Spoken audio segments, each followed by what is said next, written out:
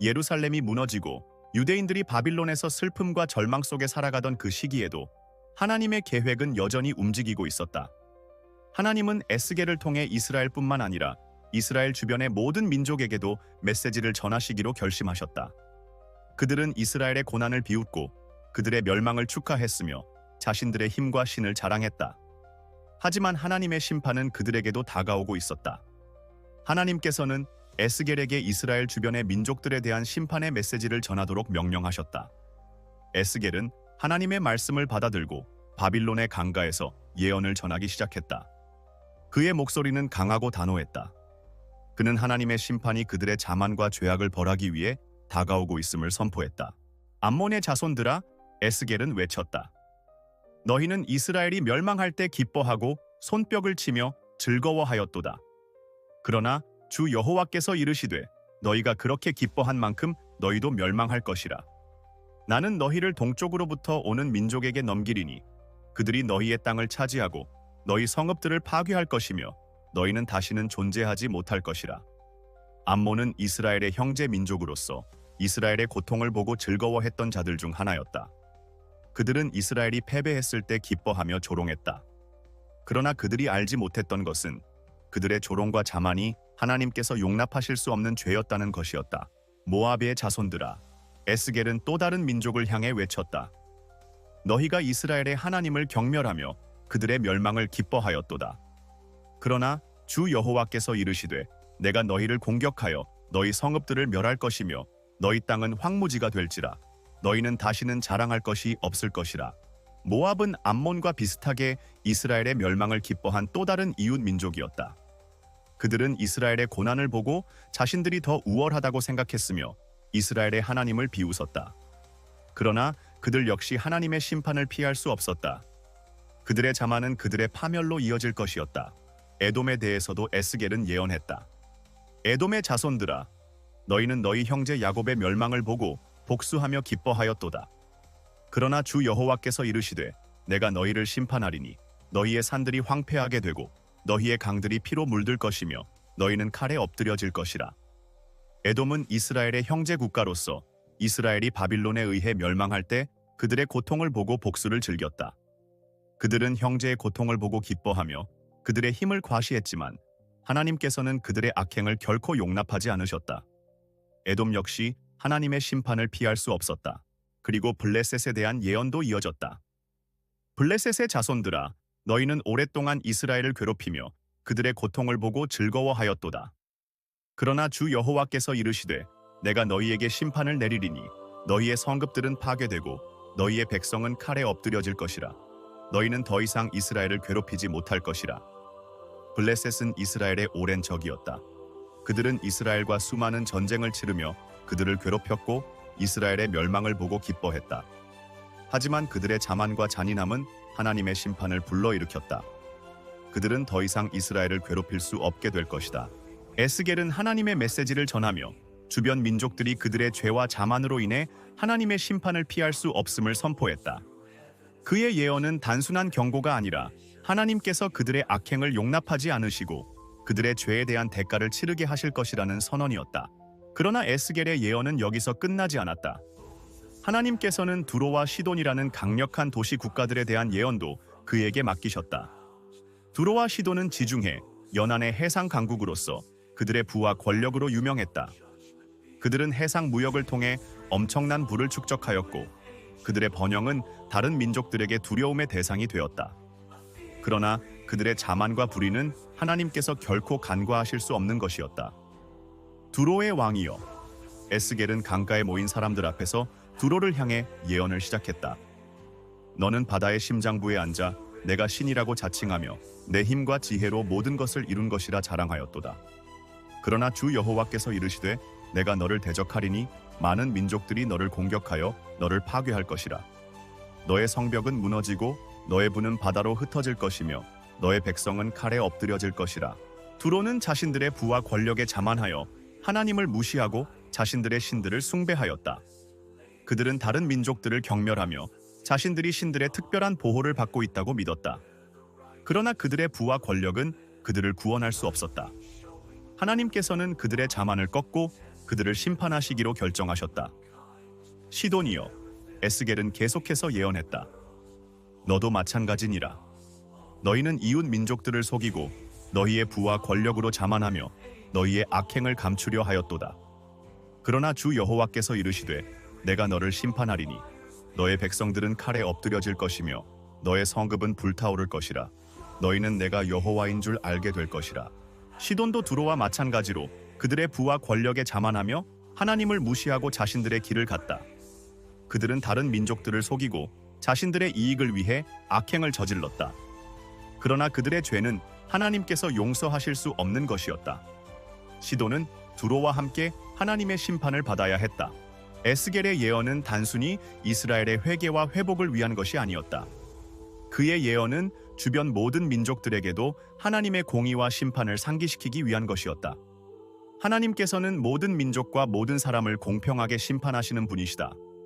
그분은 이스라엘뿐만 아니라 그들의 이웃 민족들 또한 그들의 죄와 악행에 대해 책임을 물으셨다. 에스겔은 하나님의 명령을 충실히 따르며 그분의 메시지를 전했다. 그는 바빌론의 포로 생활 속에서도 결코 그의 사명을 잊지 않았다. 그는 하나님의 예언자로서의 역할을 다하며 하나님의 말씀을 전하는 것이 자신의 사명임을 분명히 알았다. 그의 예언은 하나님의 심판에 대한 경고와 동시에 하나님의 공의와 자비를 드러내는 것이었다. 하나님께서는 모든 민족들이 그분의 뜻을 깨닫고 회개하기를 원하셨다. 그러나 그들이 회개하지 않을 때 하나님의 심판은 피할 수 없는 것이었다. 에스겔의 예언은 두려움과 경외심을 불러일으켰다. 그의 말은 하나님의 권위로 가득 차 있었고 사람들은 그의 예언이 단순한 인간의 말이 아님을 깨달았다. 그들은 하나님의 말씀을 두려워하며 그들의 길을 돌아보게 되었다. 에스겔의 예언은 심판으로 끝나지 않았다. 그의 예언 속에는 하나님의 계획과 목적이 담겨 있었다. 하나님께서는 심판을 통해 악을 벌하고 정의를 세우시지만 그분의 궁극적인 목적은 회복과 구원이었다. 하나님께서는 에스겔을 통해 모든 민족들이 그분을 알게 하고 그분께 돌아오기를 원하셨다. 에스겔은 사람들에게 하나님의 자비와 은혜를 상기시키며 그들이 회개하고 돌아올 때 하나님께서 그들을 다시 회복시키실 것임을 강조했다. 에스겔의 예언은 단순히 심판을 예고하는 것이 아니라 하나님의 자비와 사랑을 상기시키는 것이었다. 하나님께서는 모든 사람을 사랑하시며 그들이 그분께 돌아오기를 원하신다. 에스겔은 하나님의 예언자로서 그분의 메시지를 충실히 전하며 그분의 뜻을 이루기 위해 자신의 모든 것을 바쳤다. 에스겔의 여정은 끝나지 않았다. 그는 여전히 바빌론의 땅에서 하나님의 뜻을 전하며 그분의 말씀을 따르는 삶을 살고 있었다. 그의 삶은 하나님의 영광을 위한 것이었고 그는 그분의 뜻을 이루기 위해 자신의 모든 것을 바쳤다. 에스겔은 하나님의 예언자로서의 사명을 다하며 그분의 영광을 위해 끝까지 싸워나갔다. 바빌론의 포로 생활 중에도 에스겔은 하나님의 말씀을 전하는 사명을 멈추지 않았다. 예루살렘의 멸망과 주변 민족들에 대한 심판을 예언한 후에도 하나님은 여전히 에스겔을 통해 더 많은 말씀을 전하고자 하셨다. 이번에는 바빌론의 왕 느부갓네살에 대한 예언이었다. 에스겔이 바빌론의 그발 강가에 앉아 묵상하고 있을 때 하나님의 영이 그에게 임했다. 에스겔의 눈앞에는 거대한 바빌론의 성벽과 궁전이 보였다. 그 궁전 안에는 바빌론의 왕 느부갓네살가 앉아 있었고 그의 얼굴에는 만족감과 자부심이 가득했다. 그는 바빌론 제국의 모든 영광을 자신의 공로로 돌리고 있었다. 에스겔은 바빌론의 궁전에서 그려지는 이 장면을 보고 하나님의 음성을 들었다. 사람의 아들아, 너는 바빌론의 왕 느부갓네살에게 말하여라. 그가 그의 힘과 권세로 인해 자만하고 나를 잊었도다.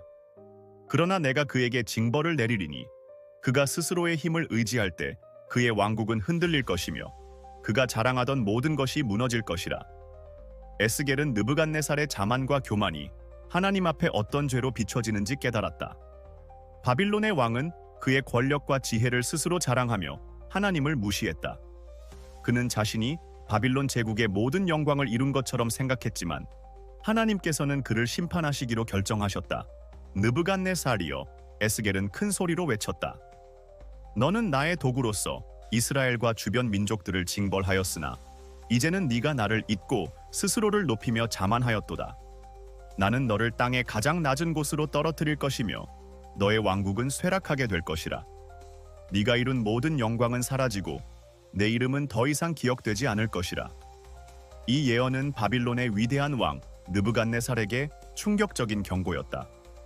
그는 바빌론 제국의 절대적인 통치자로서 자신을 신격화하고 모든 민족을 정복하며 그들의 영광을 빼앗았다.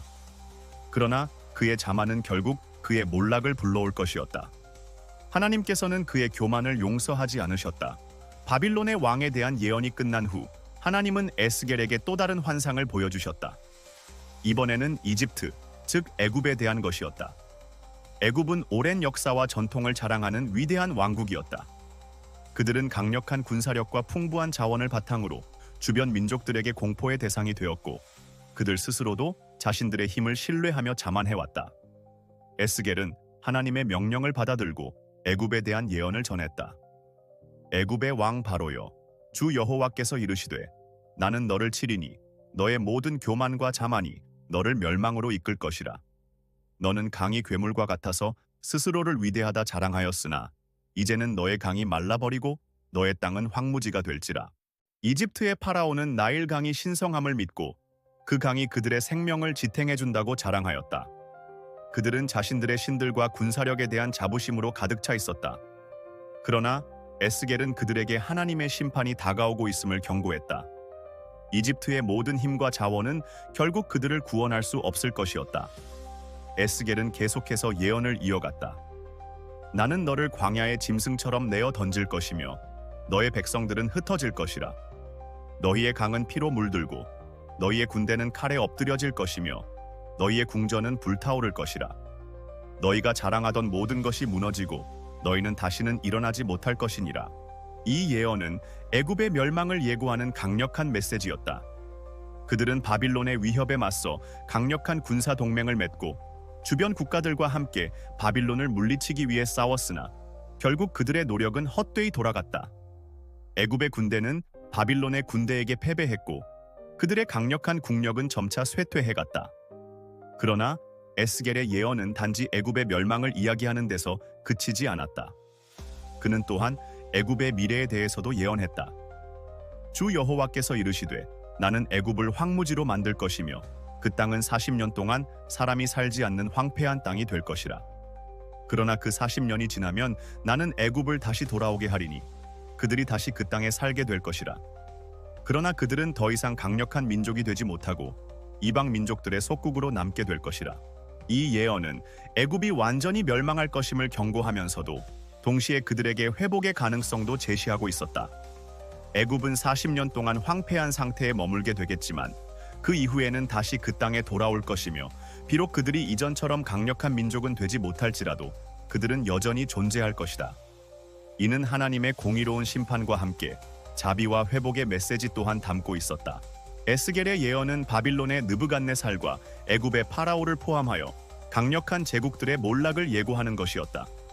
그는 하나님께서 이들 강대국들의 자만과 교만을 심판하실 것임을 분명히 했다. 바빌론과 애굽 모두 그들의 힘과 부의 자부심을 가지고 있었고 그들은 자신들의 영광을 신으로 착각했다. 그러나 하나님께서는 그들이 잊지 말아야 할 분이셨다. 그들의 모든 권력과 부는 하나님의 주권 아래 있었고 하나님께서는 그들이 자만할 때 그것을 치실 권리를 가지고 계셨다. 에스겔은 이러한 예언을 통해 하나님의 공의로우심과 그분의 주권을 다시 한번 강조했다. 하나님은 모든 민족과 모든 왕국의 주인이시며 그분의 뜻에 따라 그들의 운명을 결정하신다. 에스겔은 자신의 사명을 다하며 하나님의 메시지를 전하는데 주저하지 않았다. 그는 하나님께서 이들 제국들을 심판하실 것이라는 강력한 메시지를 전하며 그들이 하나님 앞에서 그들의 죄를 깨닫고 회개하기를 바랐다.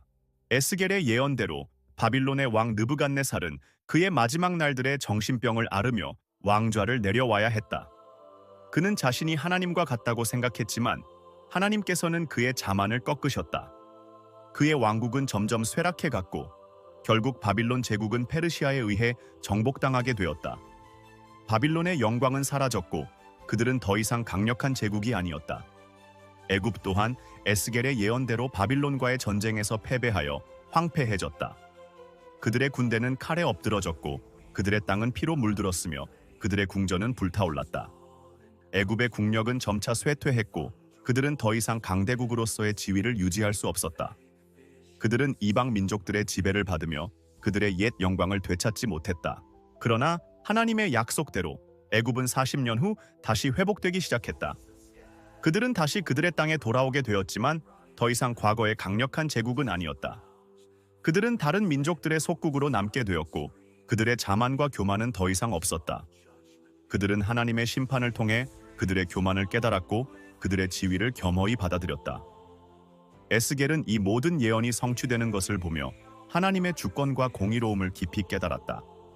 그는 하나님께서 모든 민족을 공평하게 심판하시고 그분의 뜻에 따라 그들의 운명을 결정하신다는 사실을 확신했다.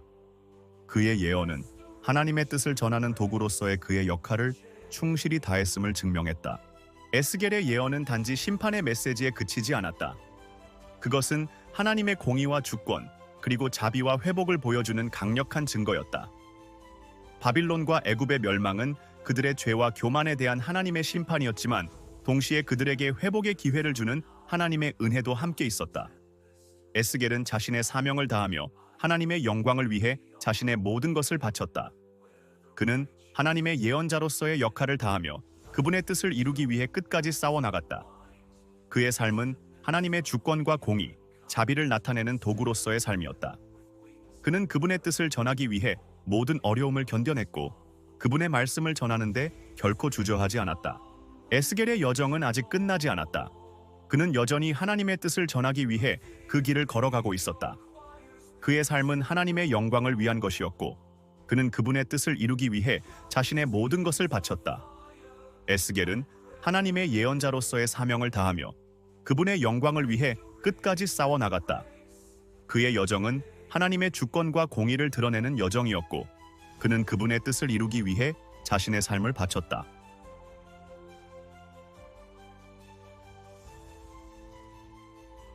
구독하고 더 많은 영감과 신앙의 이야기를 나눠보세요.